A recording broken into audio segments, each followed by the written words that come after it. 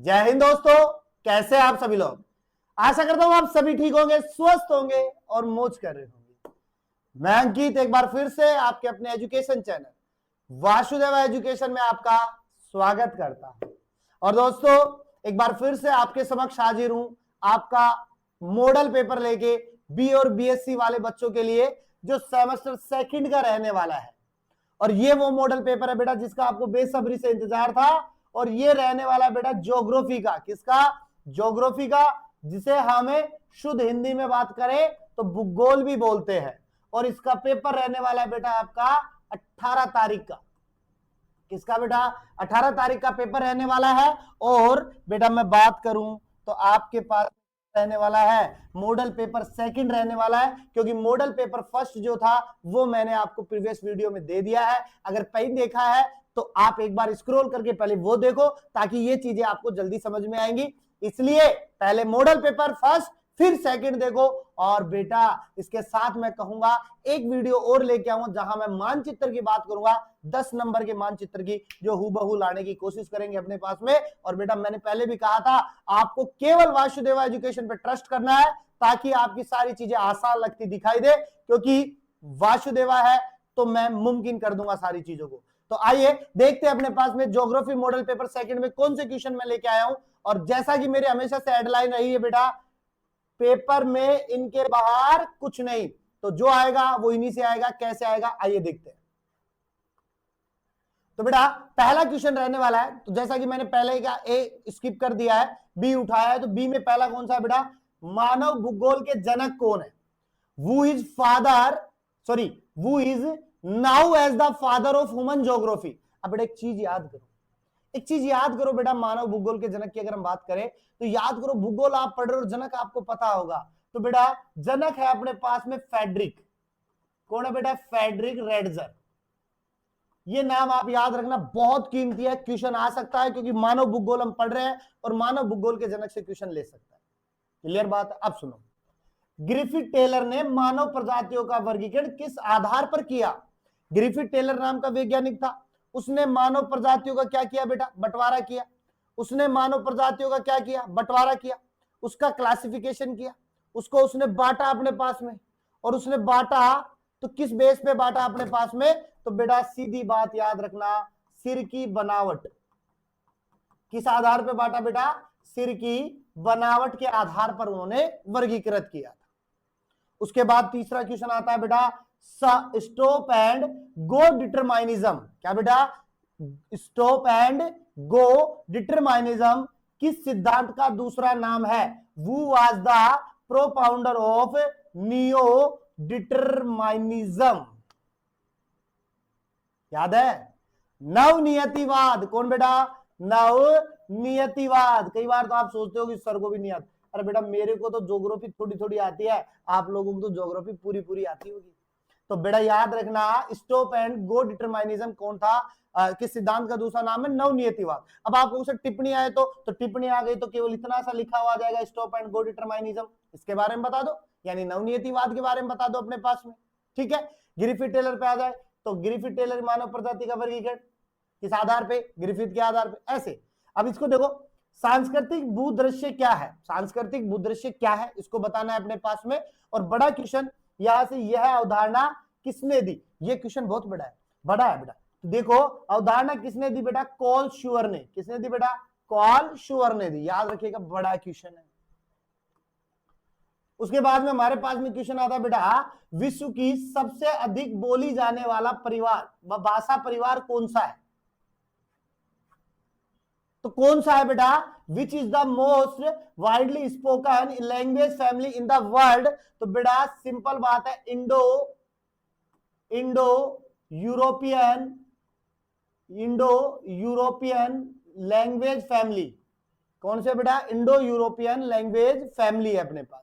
ठीक है, उसके बाद में आता है बेटा, एस्किमो जनजाति मुख्यतः कहां निवास करती है?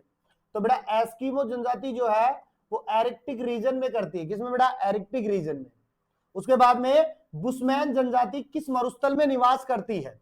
In which desert do the bushman live? तो बेटा याद रखना, कालहरी। कौन सी बेटा?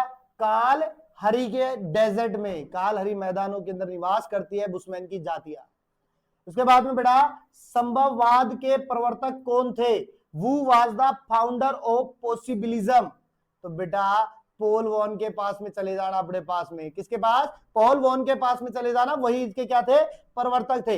ये थे हमारे पास में 8 छोटे क्वेश्चन, 8 मैंने पिछले मॉडल पेपर में बता दिया, टोटल 16 क्वेश्चन हो गए बेटा। यहां से आपको 5 क्वेश्चन करने होंगे। अब आपके पास में 5 गिर जाएंगे 8 में। अब सुनो, अगर आपको पीएस पॉलिटिकल साइंस का अगर आपको मॉडल पेपर एग्जाम से पहले चाहिए अपने पास में, तो आप चले जाइए बेटा प्ले स्टोर पे।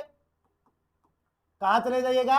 प्ले स्टोर पे, और वहां आपको डाउनलोड करना है बेटा वासुदेवा एजुकेशन को डाउनलोड करना है। वहां पर आपको आपका पॉलिटिकल साइंस का मॉडल पेपर इंपोर्टेंट क्वेश्चन वाले फोल्डर में मिल जाएगा।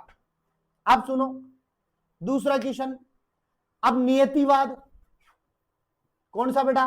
नियतिवाद, संभववाद और नवनियतिवाद का तुलनात्मक अध्ययन करना है।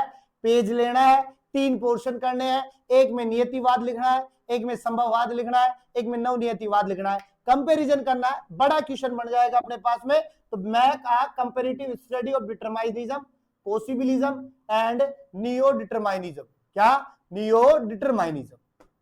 उसके बाद बेटा मानव भूगोल में मानव प्रकृति संबंध की व्याख्या, किसकी बेटा? मानव भूगोल में मानव प्रकृति संबंध की क्या करना है बेटा? व्याख्या करना है। प्रीवियस क्वेश्चन में भी छोटा सा ऐड किया था, यहां पूरा लिया है। तथा नियतिवाद के सिद्धांत का आलोचनात्मक अध्ययन आपको करना है। यहाँ पे बड़ा क्वेश्चन है, रिपीटेड क्वेश्चन है, बढ़ के आएगा बेटा। तो याद रखो इंग्लिश में, explain the human nature relationship in human geography and critically examine the theory of determinism. बड़ा क्वेश्चन निकल के आएगा, छाप देना एज इट इज। उसके बाद में बेटा क्वेश्चन आता है अपने पास में संथाल एवं भील जनजाति। क्या बेटा? संथाल एवं भील जनजाति का तुलनात्मक अध्ययन आपको करना है।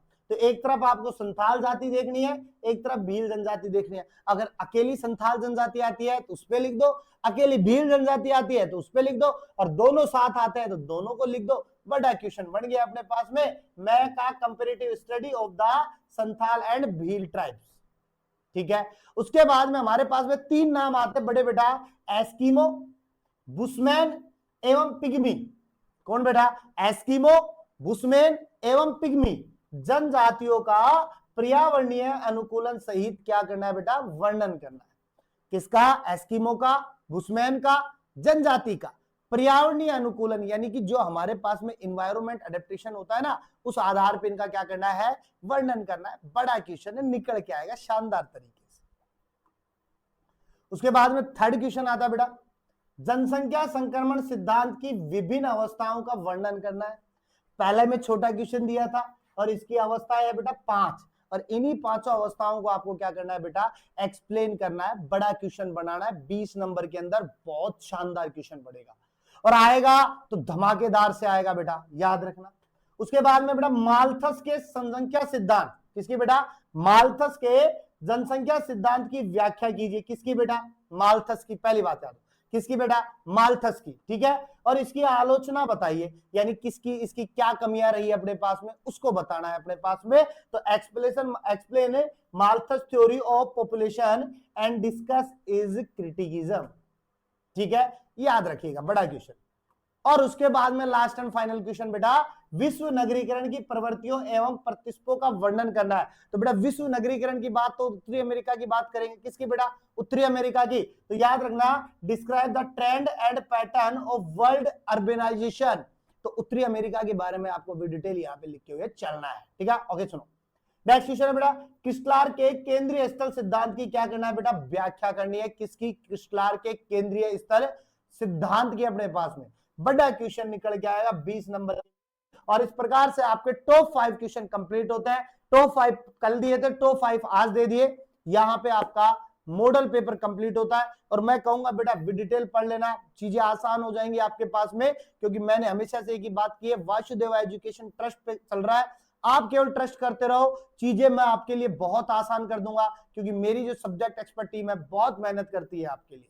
ठीक है। इसके लिए और मैं एक बार फिर कहूंगा, अगर आपको चीजें पहले चाहिए तो आपको क्या करना है, वासुदेवा एजुकेशन ऐप को डाउनलोड करना है प्ले स्टोर से, ताकि चीजें आपके पास में एग्जाम से पहले रहे और तैयारी को आप एक ऊंची उड़ान दे पाओ अपनी को।